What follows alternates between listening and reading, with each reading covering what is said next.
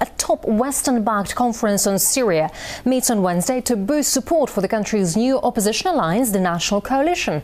It comes after Washington formally recognized them as the legitimate representative of the Syrian people. But as RT's Gaynet Chakan reports now, the world needs to keep its eyes open to who's actually fighting on the ground.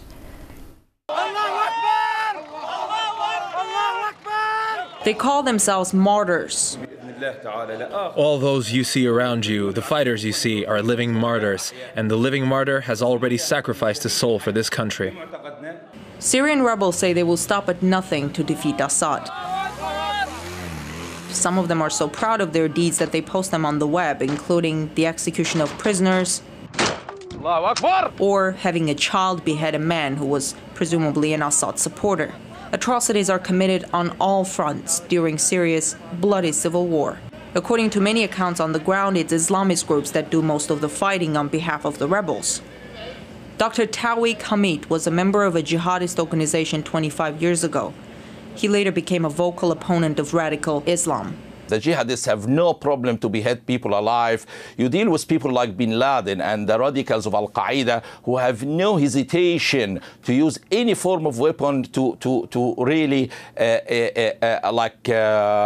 control any place with their religious beliefs and ideology.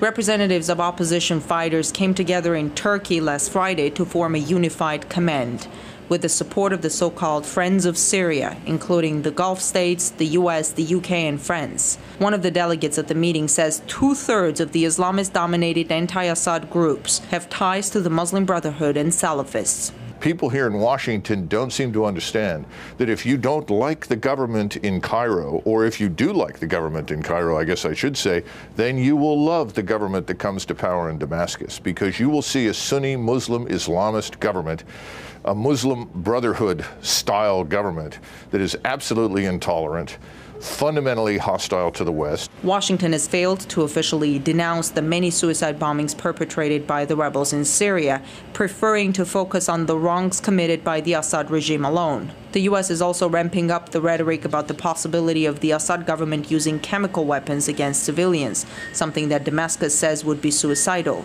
On the other hand, many rebels are not averse to the idea of suicide in the name of what they call holy war. Militants have recently taken control of a toxic chemical plant in the country's second city of Aleppo. A video was uploaded to YouTube showing them testing chemical weapons on rabbits. We could not independently verify the authenticity of the footage. You will die like these two rabbits. Despite supporting the anti-Assad forces, the Obama administration also recognizes that there are radical groups among the opposition. In an attempt to distance themselves from extremists, Washington has designated one, Al-Nusra, a terrorist organization. It is thought to be one of the most aggressive and ruthless groups currently involved in the conflict. It's seen as more of a symbolic move on Washington's part, as many other rebel fighters in Syria welcome the efforts of those designated terrorists. This is a demonstration of support for al-Nusra in Syria, with people heard chanting, "We are students of Osama." In its own words, the Assad government is fighting terrorists. That battle has claimed thousands of innocent lives. The measures the Syrian government resorted to have been widely criticized. But does that crisis mean the world should keep their eyes shut at who's actually fighting for power in Syria now? In Washington, I'm Gaynet Chakan. And Dr. Con Hallinan, contributing editor at Foreign Policy in Focus, believes U.S. recognition of the rebel coalition will only push Syria deeper into crisis. What it does is it opens the door now for much more direct intervention in the civil war. It will mean that heavy weapons will come in. Potentially even, I think you could end up with a no-fly zone. It's really pretty much an open declaration of war against the Assad regime. One of the things that I think is difficult is trying to get really accurate reporting.